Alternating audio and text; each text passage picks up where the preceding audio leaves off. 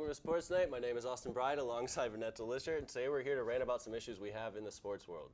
Let's start with OSU versus Purdue. That, I think, was the upset of any college football game ever. First, I didn't even watch the game really, but hearing 49-20 for unranked Purdue beating Ohio State, they were ranked number 2, right? Number 2, yeah. That's crazy. Like, when do you hear, I mean, you hear stuff like that happening, but like seeing it actually happen and like hearing the updates and being like, oh, Ohio State, this big bad team coming here and losing? Oh yeah. No, it's something wild. I was on my way home after the first half. So the first half, Ohio State made 2 out of 3 field goals, missed a third, and I get a notification on my phone. I as well didn't get to see the end of the game. I'm driving home and it says, upset Purdue. Yeah. Number 2, Ohio State was defeated. That is just, as Wolv TV and Michigan fans here, that's just, even not watching the game, I felt so electric just reading that line. And it's just. Because not only is it like, well, as Michigan fans, we hate Ohio State, but they lower their ranking and like us, we only go up. We beat Michigan State. Ohio State is probably from 2 to wherever they are now, but maybe even below 10, hopefully. But I don't know, it was just surprising to see Ohio State actually like not win. Oh yeah, no, very, very shocking.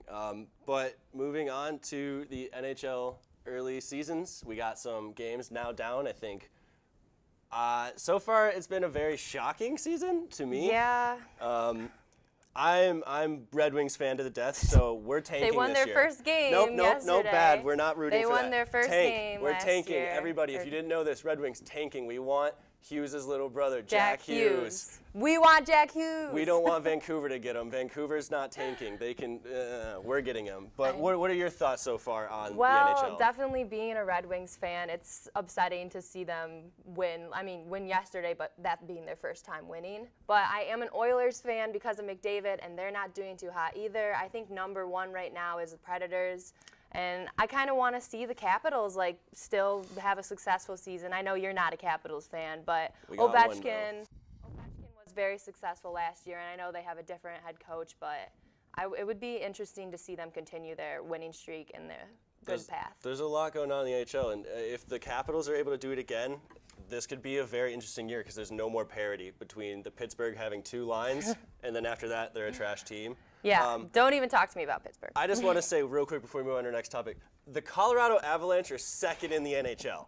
They're 2nd in the NHL. Well, they have Landeskog. Landeskog, man. I just can't comprehend that, and since I can't comprehend that, what do you think about Philly's new mascot, Gritty? I could talk for hours about Gritty. He reminds me of a character from like Five Nights at Freddy's, which is a video game about horror gone wrong, like Mickey, or not Mickey Mouse, what's it called? The place you go to, Chuck E. Cheese. Chuck E. Cheese, that's who he reminds me of. He has these googly eyes. There was one game where he came flying down and it was Wrecking Ball by Miley Cyrus was going and he was swinging. And he has like these huge, like thick, like I'm saying thick with 2C hips. Like, and he's swinging them all around, and it's like it hypes up the Flyers fans, but it's silly. I like it personally.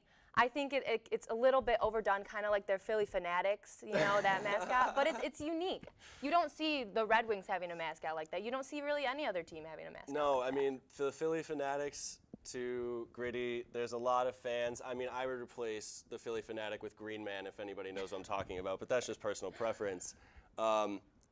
I have one sentence on Gritty. I can't say exactly the sentence I want to say, but he looks like a Sesame Street character who used a certain amphetamine. Gone wrong, kind of. Yeah. But in a good way, in my opinion. That's where the NHL is going in this direction. So we're going to leave the NHL because we want to get out of that area and get away from Gritty as quickly as possible. But as you may have heard, Drew BREES recently broke the all-time passing record in the NFL. And what are your thoughts on that? Well, I think it's exciting for Drew BREES because a lot of the time he's underlooked compared to Brady and Rodgers. They say, oh, Brady, oh, Rodgers, blah, blah, blah. You never hear, oh, BREES. Like BREES, and he's good. He's been good for a while. And my neighbor in my hometown was obsessed with him and would get me on the BREES train. And I agree, he's really good, and I'm happy that he has this record under his belt, and maybe he's going to be looked at more as actually maybe the best quarterback of all time. It's a we statement. need that in in our hot take section next week. She'll repeat that one.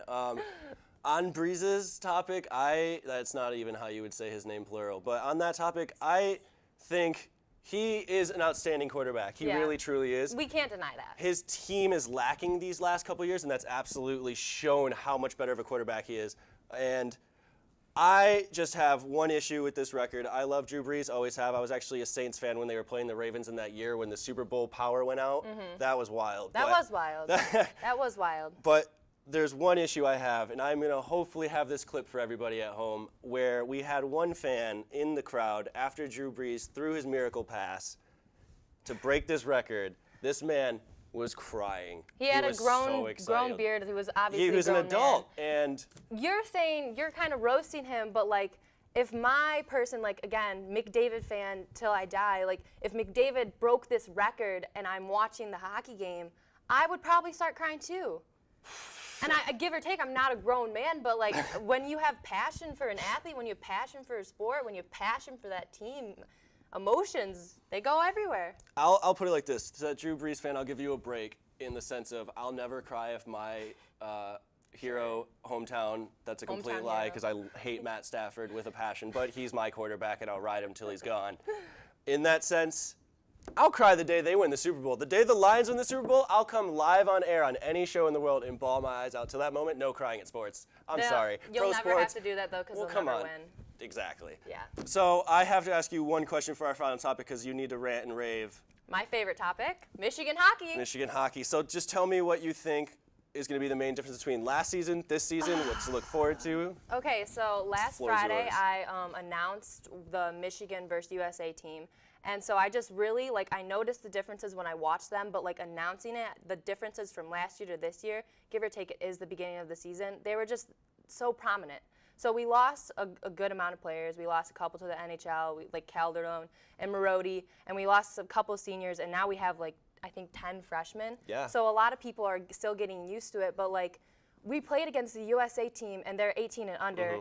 We are 18 and older. We have more experience than them. They are really great players. I mean, they have Jack Hughes, and we love Jack Hughes. But like, we were tired. The third period came around, and I was announcing it, and I was like, "What? The boys don't want it." Like the USA was comfortable 6-3. They had 3 goals the whole entire game. They never let up. They never let Michigan tie it. They never let Michigan get ahead. They completely held the lead all 3 periods. So like the third period comes around and you expect Michigan, okay, you guys, if we want to win, we got to play. They were tired. They were tired. That's how it has to be. I mean, directing back to one point you said, if anybody didn't know, last year we had 5 seniors and 5 freshmen on our team. That was our team. So that means we lost 5 players, and 5 only returning players of a strong core moved up. We have all of our juniors and sophomores who moved up, but if they were drafted or they went away, like a couple did, we now have, like she said, 10 freshmen who are new to the college experience. This is a different world of hockey. It's a much quicker pace game than AAA. It's a lot bigger than stepping up from from Little juniors. Caesars. Yeah, like, exactly. It's a lot different. And exactly. So it's a lot to look forward to, but we're really excited. Michigan hockey, yeah. Hopefully Michigan hockey can pull through a little bit and be as successful as they were last year. But we'll have to wait and see how the season goes. Absolutely. So thank you so much for listening to us today on Sportsnite and hearing us rant and be passionate about a whole bunch of tons of sports. Thank you.